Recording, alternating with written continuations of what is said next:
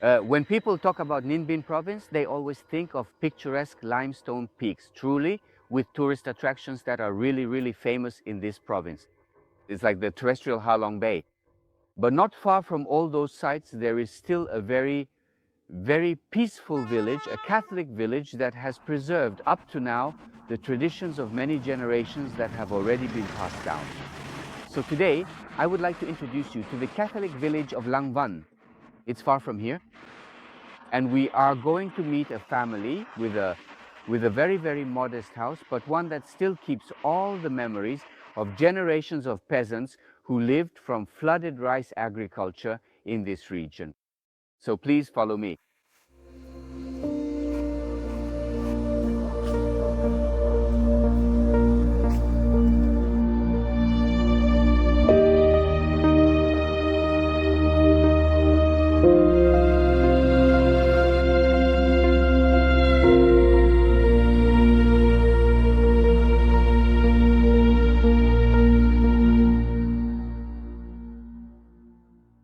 Our house has been with our family for 5 generations already.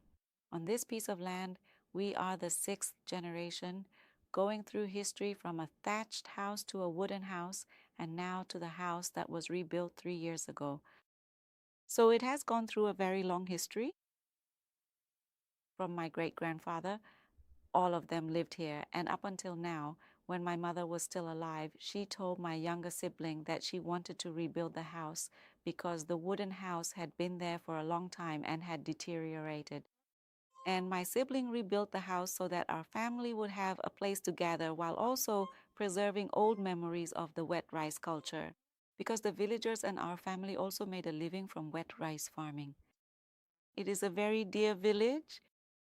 Whenever we went far away and came back, we would look at the village with its church and bell tower. In the morning, we would hear the bell. At noon, we would hear the bell. And in the evening, we would hear the bell again. From afar, we would always see the bell tower first as we approached our village. Before running the homestay, my family mainly worked in wet rice farming. And my family also had the additional job of raising buffaloes, cows, and goats in this countryside. When we first started, the first difficulty we faced was that I didn't understand the culture of the people who were about to come here. First of all, it was about communication. That's it. Because we live in the countryside, we weren't very confident in our communication skills. And when we met them, I had the feeling that both sides didn't really understand each other yet. But when I got to interact with the people who came here, I really grew fond of them, and we came to understand each other through affection, through our actions, and through the feelings and looks we exchanged.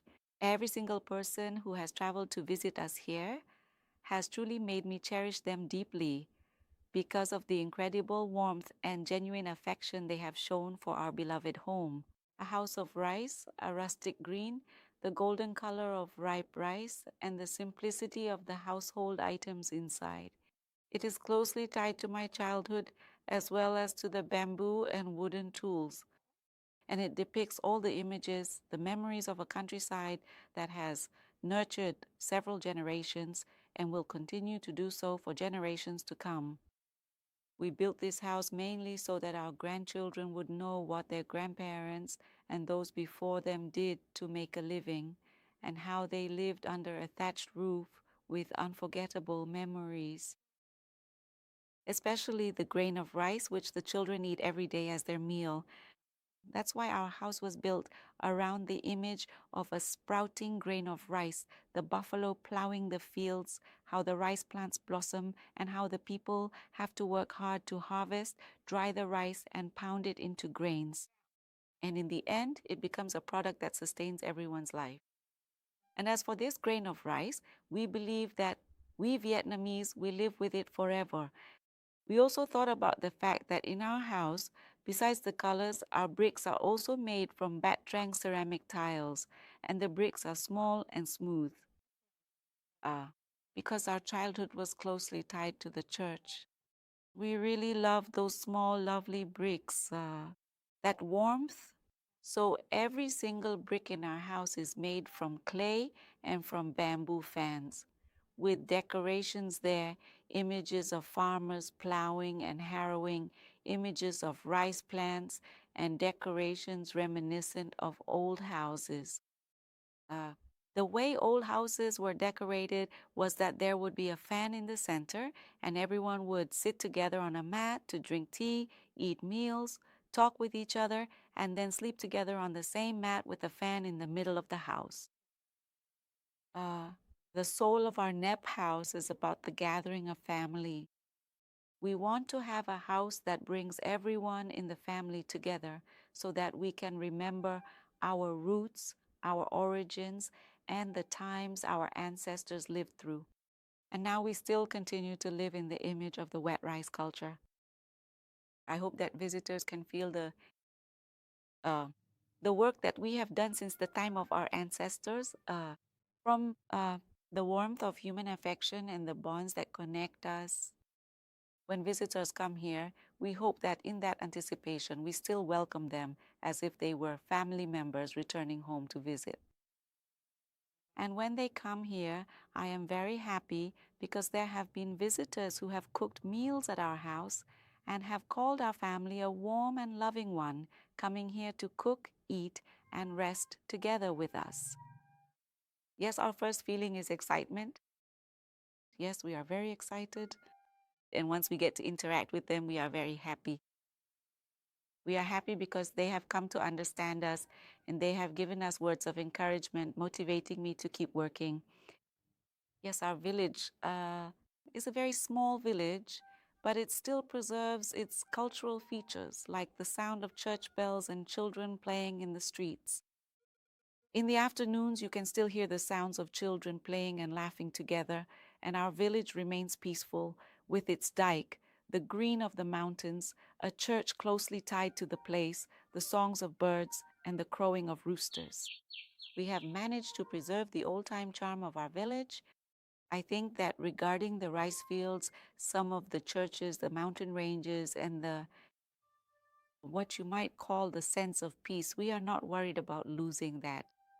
We want to preserve the beauty of our family through the visitors who come here so that the identity of our people can be maintained.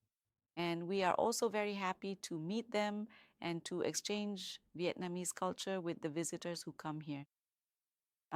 Nep House is not just a place to stay for one night. This is the house where our grandparents and parents once lived by growing rice, where harvest seasons have passed and sustained us. Today, we open that door to welcome friends from all over the world to come stay with us and experience the peaceful beauty of the countryside. It is our sincere belief that when you finally leave, you will carry away a significant part of the cherished memories of this peaceful countryside, just as we have carefully preserved our very our own memories. Every guest who comes and goes will also become a part of our family's memories, just as we have cherished this house.